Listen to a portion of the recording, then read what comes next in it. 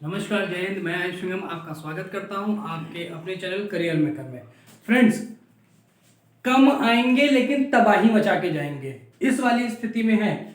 आज जितने भी क्वेश्चन कराएंगे ना, जितने भी क्वेश्चन कराएंगे, ये सारे प्रीवियस ईयर में आए हुए हैं और वो ये ऐसे क्वेश्चन हैं जो एग्जाम खराब करने के लिए आते हैं।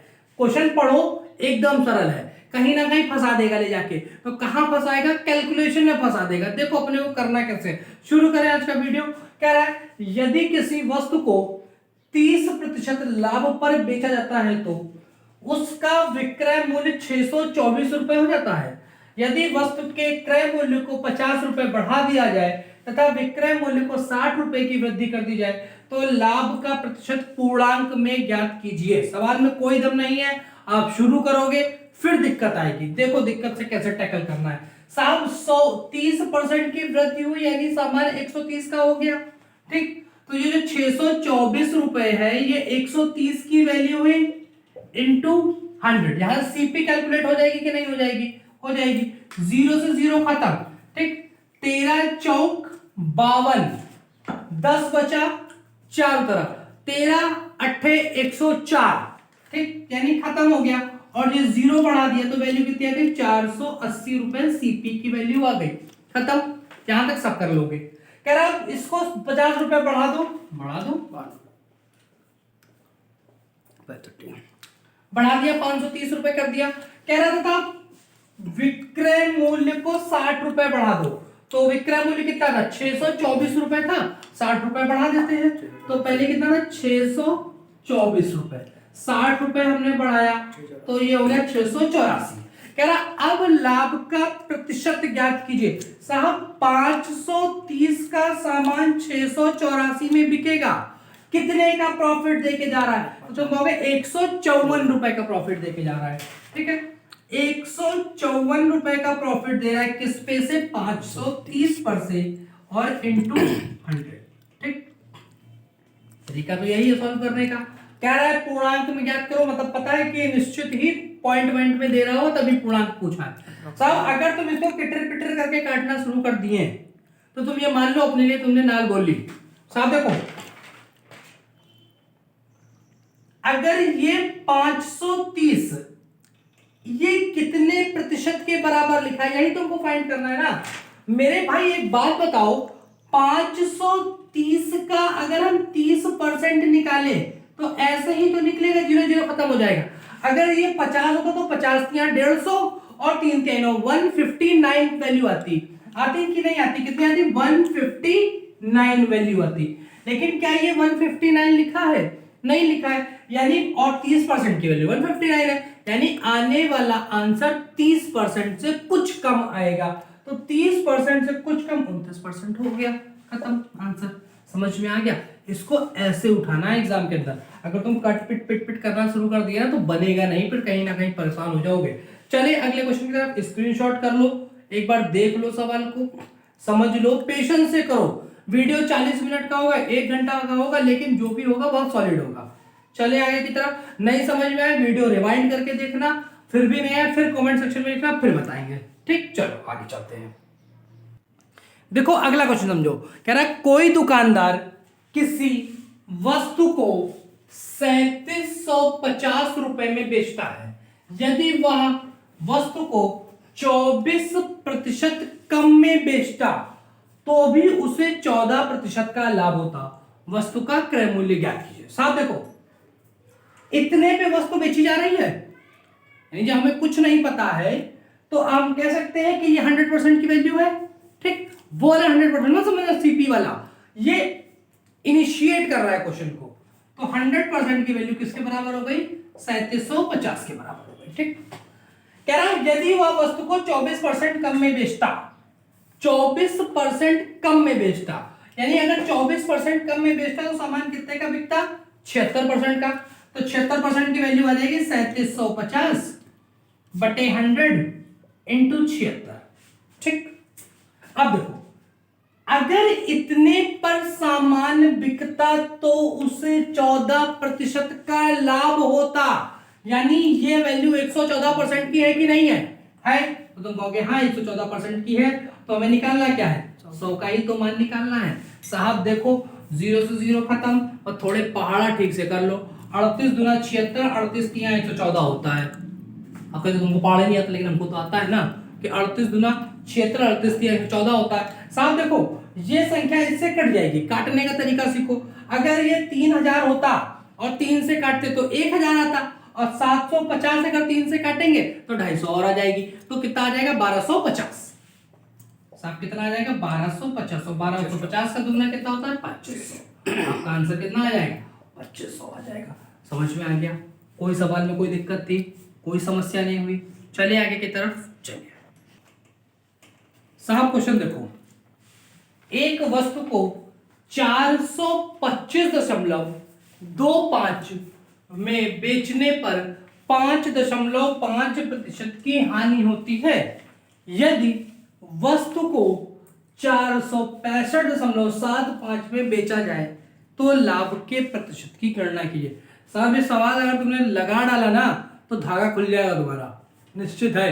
देखो साहब, जब हम 425.25 में बेचते हैं तो हमें 5.5% की हानि होती है, यानी 94.5% की वैल्यू दे रखी है। सरल सी गणित है। तुम कहोगे हाँ वेरी गुड। इतने में बेचे तो क्या होगा?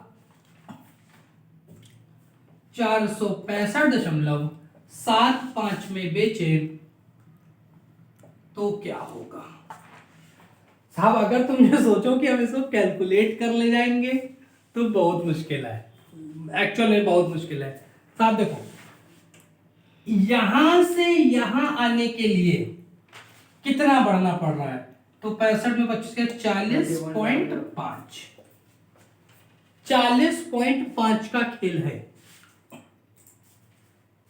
दिमाग लगाना, थोड़ा दिमाग लगाओ। अगर हम इस वाले में, ऊपर वाले में 10 का भाग कर दे तो हमें 9.45% की वैल्यू मिल जाएगी कि नहीं मिल जाएगी? तो वो हाँ मिल जाएगी। तो वो और एक पॉइंट ये इधर के साथ आएगा तो ये बन जाएगा 42.525, और ये किसके बराबर हो जाएगा 9.45 के बराबर। ठीक, 42.525 कितने का मान है? 9.45 का। हमें कितने का मान चाहिए? 40.5 का, यानी इससे कुछ ही कम तो चाहिए। ठीक है, और इसके 1% की वैल्यू किसके बराबर होगी? तो तुम कहोगे 4.2525 के। क्लियर है ना? और ये 1% से कम है तो हम कहेंगे कि ये कितने के बराबर हो जाएगा? ये अप्रॉक्स 9% के बराबर हो जाएगा। ठीक, ये कितने परसेंट की वैल्यू है? अप्रॉक्स 9% की वैल्यू है। तो हम इसको जोड़ेंगे तो ये कितना हो जाएगा 103.5। यानी जब सामान इतने पे बिकेगा तो हमें टोटल कितना देके जाएगा 103.5। तो इससे प्रॉफिट का परसेंटेज कितना है 3.5। 100 के ऊपर जो होता है वही तो प्रॉफिट होता है। तो प्रॉफिट का परसेंटेज कितना है 3.5। अगर तुम इसको कटर पटर करने लगे तो समस्या हो जाएगी। एक बार फिर सुनो, हमने ये देखा कि इतने से इतना बढ़ने के लिए कितना जोड़ना पड़ेगा। तो तुम कहोगे 40.5। हमने देखा ये 40 है, ये 42 है, लगभग अप्रॉक्स पास रहा है। तुम कहोगे हाँ पास तो रखा है। तो हमने कहा कि हमने इसमें 10 का लगा दिया भाग। तो 10 का भाग लगाया तो 1 पॉइंट ये इधर खिसक गया, ये 1 पॉइंट इधर खिसक गया। देखो 42.525 की वैल्यू 9.45 के बराबर आ गई। 9.45% की वैल्यू आई है 42.25 के बराबर। ठीक साहब, 1% की वैल्यू जो आएगी वो 4.2525 से कुछ ज्यादा आएगी। ठीक, अगर वो इसमें हम घटाते हैं तो वो वैल्यू 40 से कम हो जाएगी। यानी एक पूरा नहीं घटाना है, यानी जितना एक्स्ट्रा है वो पूरा अगर हम घटा दें तो हमारा मामला सेट हो जाएगा लगभग में। ठीक है, तो यानी हम ये मान लें कि 9% की वैल्यू ये है। तो इस ये दोनों जोड़ के तो ये ला रहे हैं, तो हमने इन दोनों को जब जोड़ा तो ये वैल्यू किसके बराबर है 103.5% के बराबर। ये 100 से कितना प्लस में है? तुम कहोगे 3.5% प्लस में है। तो आंसर कितना आ जाएगा 3.5%। समझ में आया? एक बार फिर से वीडियो रिवाइंड करना, नहीं समझ में आए देखना और ईमानदारी से देखना, क्योंकि इतना आसानी से होता नहीं है सब कुछ। इतना आसान चीजों समझ लेते हो। चलिए अगले क्वेश्चन की तरफ आइए। देखो कह रहा है दो संख्याओं का योग 520 है। यदि बड़ी संख्या में 4% की कमी हुई हो तथा छोटी संख्या में 12% की वृद्धि हो तो दोनों संख्याएं आपस में बराबर हो जाती हैं। ठीक, एक संख्या है x और एक है y। ठीक, मान लो ये बड़ी है और ये छोटी है। इसमें जब 4% की कमी होगी तो ये वैल्यू कितनी बचेगी? 96%। और जब इसमें 12% की वृद्धि होगी तो ये कितना हो जाएगा? 112 हो जाएगी।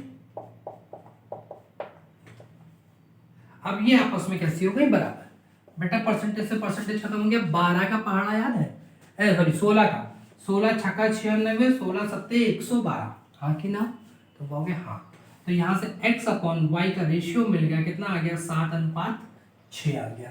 क्लियर है? हमारे अकॉर्डिंग जो कितना है? 13। क्वेश्चन के अकॉर्डिंग कितना है? 520। तो एक की वैल्यू किसके बराबर आ जाएगी? 40 के बराबर। छोटी संख्या किसके बराबर है? 6 के बराबर है। तो 6 की वैल्यू कितनी आ जाएगी? 240। ये ऑप्शन आ गया। ठीक, समझ में आ गया? कोई दिक्कत? चलिए अगले क्वेश्चन की तरफ चलिए। तो देखो साहब, यदि m का m प्रतिशत प्लस n का n प्रतिशत बराबर 2% ब्रैकेट में m इंटू n है तो m का कितने प्रतिशत n है? तो परसेंटेज यहां भी है, परसेंटेज यहां भी है, परसेंटेज यहां भी है। प्लस में है ना, कॉमन करके काट दे। तुम कहोगे हाँ काट दो। हमने ये और ये काट दिया। ठीक, ये हो गया m इंटू n, तो ये हो गया m square. n into n ये हो गया प्लस n स्क्वायर बराबर हो गया 2mn। क्लियर है? इसको इधर लेंगे तो m square plus n square minus 2mn बराबर 0 हो जाएगा। भैया ये a square plus b square minus 2ab लिखा है, यानी ये m माइनस n का होल स्क्वायर बराबर 0 लिखा है। अगर हम टेकिंग रूट ले ले तो हो जाएगा m माइनस n बराबर 0, और ये तभी पॉसिबल है जब m बराबर किसके हो मेरे भाई? n के हो। क्लियर है इतनी बात? तो कह रहा है m का कितने प्रतिशत n है? भैया जब बिल्कुल बराबर ही है तो कितने परसेंट है? 100% है। आंसर क्या आ जाएगा? 100% आ जाएगा। क्लियर है? चलो आगे की तरफ चलते हैं। साहब देखो वही सवाल है, कोई सवाल में अंतर नहीं है। साहब देखो परसेंटेज से परसेंटेज काट दिया, 0 से 0 काट दिया, इतना तो हम समझ में आ रहा है। ये हो जाएगा 5x minus 5y is equals to 4x plus 4y। कहां से किया? कुछ नहीं किया। इसका 5 का इसमें अंदर गुणा कराया, इसका 4 का इसमें अंदर गुणा कराया। ठीक, x एक तरफ y एक तरफ। ठीक, तो ये इधर आएगा तो माइनस का हो जाएगा, तो ये x हो जाएगा, और ये उधर जाएगा तो प्लस का हो जाएगा, बराबर क्या हो जाएगा? 9y हो जाएगा। क्लियर है? तो x अपॉन y का मान कितना आ गया? 9:1 आ गया। अगर अनुपात पूछा होता तो 9:1 आंसर आता, लेकिन उसने पूछा है x का कितने प्रतिशत y है, यानी कंपेयरिंग फ्रॉम x। ठीक, तो x से कंपेयर कराएंगे तो 9, 1 का कितने प्रतिशत है? तो मेरे भाई कितने परसेंट? 11 सही, 1/9% हमारा है। समझ में आ गया? सरल सवाल था, बिल्कुल छोटा सा पिद्दू सा सवाल था। चलो आगे की तरफ चलते हैं। साहब देखो कह रहा है यदि 120 को x प्रतिशत घटाने पर, साहब इस जगह एक चीज कायदे देखना साहब, हम अगर 10% घटाते हैं किसी चीज से तो 100 माइनस 10 बराबर 90 लिखते हैं कि नहीं करते हैं? ठीक है, ये घटाने की बात हुई। अगर हम किसी चीज को 10% बढ़ाते हैं तो 100 प्लस 10 बराबर 110% लिखते हैं कि नहीं लिखते हैं? लिखते हैं। अब एक बात बताओ, अगर यहाँ 10 ना हो करके x होता कि किसी चीज को x% घटा रहे हैं तो 100 माइनस x वैल्यू बचती कि नहीं बचती? बचती। भाई ये नंबर है, ये वेरिएबल है, नहीं घटेगा। ठीक है, और अगर यहाँ 10% बढ़ करके x% बढ़ रहा होता तो वैल्यू कितनी होती? 10 प्लस x। इतनी कहानी सबको समझ में आई कि नहीं आई? पहले तो ये बताओ, आ गई? नहीं आई सर? आई सही, आई सही। चलो सर अब देखो कह रहा है कि 120 को x% घटाने पर, तो 120 100% की वैल्यू थी, जब इसको x% घटाया तो ये 100 माइनस x बची। और कह रहा है 40 को x% बढ़ाने पर, भैया 40 जो थी वो 100% की वैल्यू थी, इसको x% बढ़ाया तो ये 100 प्लस x हो गई। बात सही? कह रहा है परिणाम बराबर है, परिणाम बराबर है। भैया 100 से 100 कट गया कि नहीं कट गया? कट गया। ये 40 तिया 120 होता है। देखो ये 300 माइनस 3x लिखा है। क्या लिखा है? 300 minus 3x is equal to, तो सब कट गया, 100 प्लस x लिखा है। ठीक, ये इधर आएगा माइनस में हो जाएगा तो जो 200 बचेगा और जो उधर जाएगा तो 4x हो जाएगा। ठीक है, तो क्या हो जाएगा 200 बराबर 4x। तो मेरा भाई x की वैल्यू किसके बराबर आ गई? 50 के बराबर आ गई। लेकिन x की वैल्यू नहीं पूछिएगा, बढ़ाना नहीं। तो क्या रहा है 180 का x प्लस 20% से 210 का x परसेंट कितने प्रतिशत कम है? साफ कुछ नहीं करता है। 50 20 70। ठीक, तो 180 का 70%, अब तुमको पता है परसेंटेज 2 जीरो खा जाता है। ठीक, 18 सत्ते 126 होता है। कितना होता है? 126 होता है। क्लियर है? कह रहा है 210 का x परसेंट, x का मतलब 50%, 50% का मतलब आधा यानी 105। ठीक, कह रहा है ये कितने प्रतिशत कम है?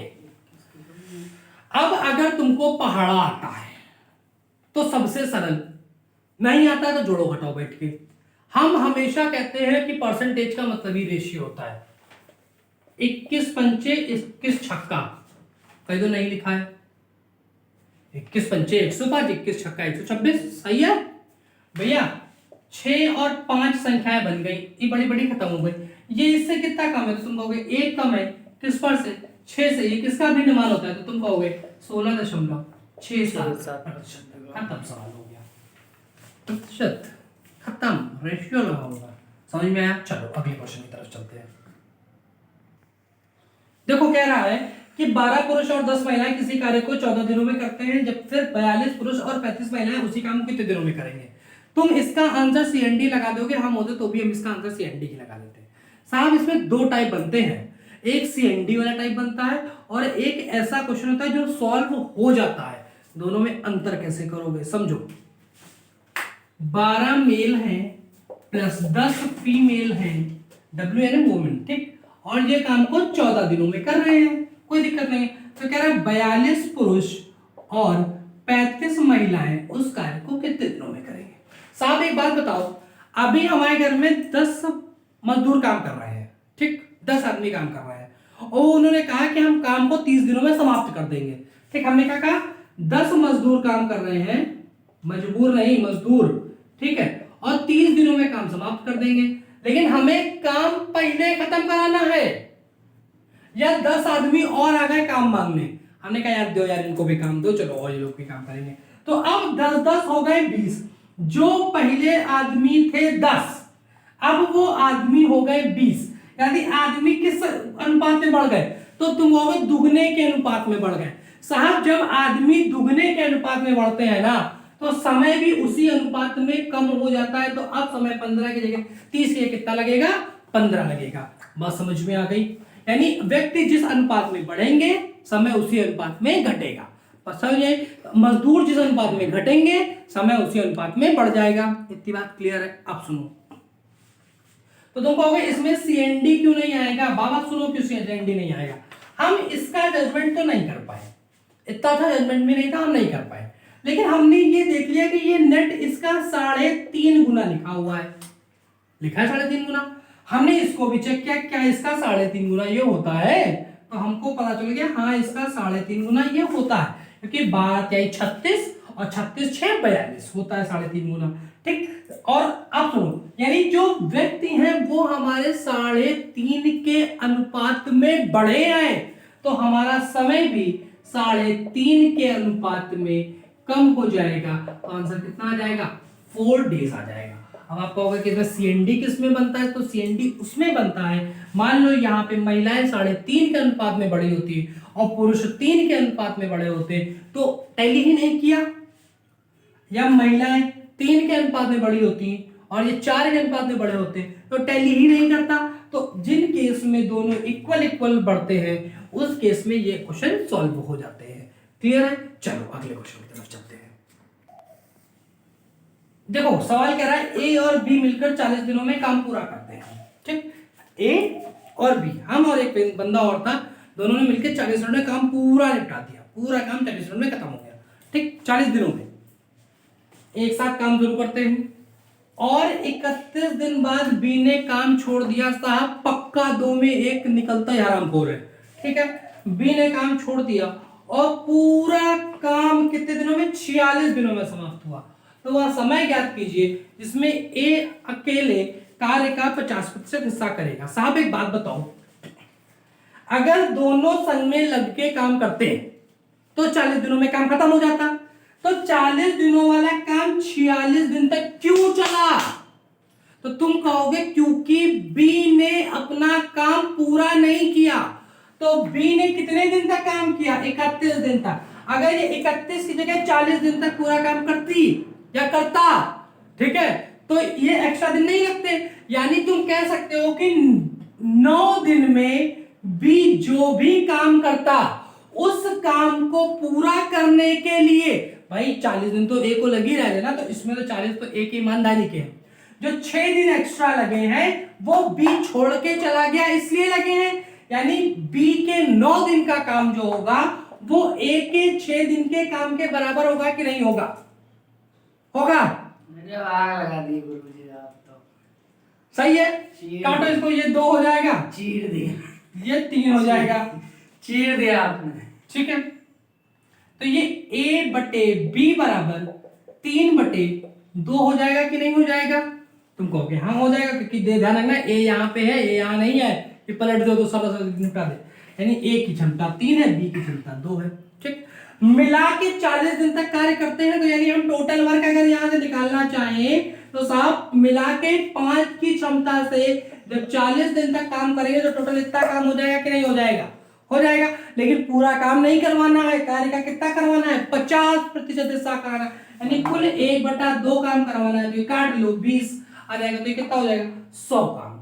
100 काम करवाना है किससे? ए से। ए की क्षमता कितनी है? 3, और 100/3 का मतलब होता है 33 सही 1/3 दिन। खत्म सवाल। खाली सवाल देखने में ही भारी था, सवाल बहुत सरल था। समझ में आ गया? कोई दिक्कत? चलो एक प्रश्न और बचा है, वो भी करवा देते हैं। खाली सवाल देखने का ही बहुत भारी है बहुत सरल। देखो, ए अकेला उतना दक्ष है, दक्ष मतलब दक्षता मतलब एफिशिएंसी की बात कर रहा है, जितना बी और सी मिलकर, यानी ए अकेला उतना दक्ष है जितना बी प्लस सी मिलकर, यानी इसकी भी क्षमता 1 है और इनकी भी क्षमता 1 है। सही है, एफिशिएंसी है ये, ध्यान रखना। ठीक, करा साथ काम करते हुए ए प्लस बी किसी कार्य को 36 दिनों में करते हैं, जबकि सी अकेले 60 दिनों में कर लेता है। ये दिन का रेशियो है। बुद्धि चली बुद्धि साहब। अगर कार्य का रेशियो, दिन का रेशियो दिया है, समय का रेशियो दिया है, तो उल्टा काहे का रेशियो बनता है? एफिशिएंसी का रेशियो बनता है। 6 से काटो, 6 से क्यों काटो? 12 से काटो ना, 12 3 36 और 12 पंचे 60। ठीक, तो दिन का रेशियो क्या बना? 3/5। 3/5, यानी निश्चित है कि एफिशिएंसी का रेशियो क्या बन जाएगा? 5/3। यानी इसका हमको कोई काम ही नहीं है चाचा। इसमें और इसमें से हम सवाल उड़ा लेंगे। साहब यहाँ पे मिला के कितनी है? 2। यहाँ पे कितनी है? 8। तो इसको 8 बनाने के लिए 4 का गुणा करा ले। ठीक, तो ये यहाँ भी 4 हो गई, ये यहाँ भी 4 हो गई, इसको हटा। ठीक, यानी a प्लस बी प्लस सी की मिला के क्षमता कितनी हो गई? 8 हो गई। यहाँ पे भी 8 है, यहाँ पे भी 8 है। सही है। a प्लस बी प्लस सी बराबर 8। इसमें से a कितना है तो तुम कहोगे 4 है, c कितना है तो तुम कहोगे कि 3 है। तो a की वैल्यू, b की वैल्यू कितनी आ जाएगी? 1 ही तो आ जाएगी। 4 3 7 खत्म हो गए तो 1 ही तो बची। आप सुन, सबकी क्षमता मिल गई। अब क्या रहा है कि ए और सी मिलकर 10 दिनों तक कार्य करते हैं, लेकिन हमको टोटल वर्क ही तो नहीं पता है। पहले टोटल वर्क भी तो हमको पता हो, आराम से निकाल लो ना साहब। सी अकेले 60 दिनों में काम पूरा कर देता है। 3 की क्षमता से 60 दिन तक काम करेगा तो 180 काम करेगा। तो हमारा टोटल वर्क कितना हो गया? 60 × 3 बराबर 180। अब सुनो, कह रहा है ए और सी मिलकर 10 दिन तक काम करते हैं। 4 और 3 7। 7 की क्षमता से 10 दिन तक काम करेंगे तो कितना काम हो जाएगा? तुम कहोगे 70 काम हो जाएगा। तो शेष काम बी कितने दिनों में करेगा? मेरे भाई 180 में 70 घटाओगे तो कितना बचेगा? तुम कहोगे 110 बचेगा। ये काम किससे करवाना है? तो बी से करवाना है। बी की क्षमता कितनी है? एक ही क्षणफल से करेंगे तो आंसर कितना आ जाएगा 110 दिन आ जाएगा। क्लियर? कोई दिक्कत, कोई समस्या, कोई कष्ट हो तो बताओ। क्लियर है यहाँ तक? तो देख लो पूरा वीडियो देख लो। अगर किसी भी क्वेश्चन में कोई समस्या हो, कहीं पे भी कोई डाउट हो तो वीडियो रिवाइंड करना, देखना, ठीक है। कोशिश करना कि ये वीडियो बहुत ज्यादा मात्रा में फैला देना, क्योंकि तुम भी ये जान रहे हो कि ये 10 के 10 क्वेश्चन अपने आप में आतंक हैं। आतंक का दूसरा नाम बाबू भाई, ठीक है। तो शेयर करो, जम के शेयर करना, नए हो सब्सक्राइब जरूर करो। करोगे तो इस तरह के आपको वीडियो कंटिन्यू मिलते रहेंगे, और नवीन सा यूपी टेट की सीरीज चलाई रहे हैं वो आपको मिलती रहेगी, ठीक। तो तब तक के लिए स्वस्थ रहो, खुश रहो, मस्त रहो, चैनल को सब्सक्राइब जरूर कर लियो, ठीक है। और कोई दिक्कत हो कमेंट सेक्शन में जाओ, बिंदास लिखो, क्वेश्चन लिख दो, पूरी कथा लिख दो, उसको रिप्लाई हम करेंगे व्यक्तिगत रूप से, ठीक। तो आज के लिए इतना ही, थैंक यू।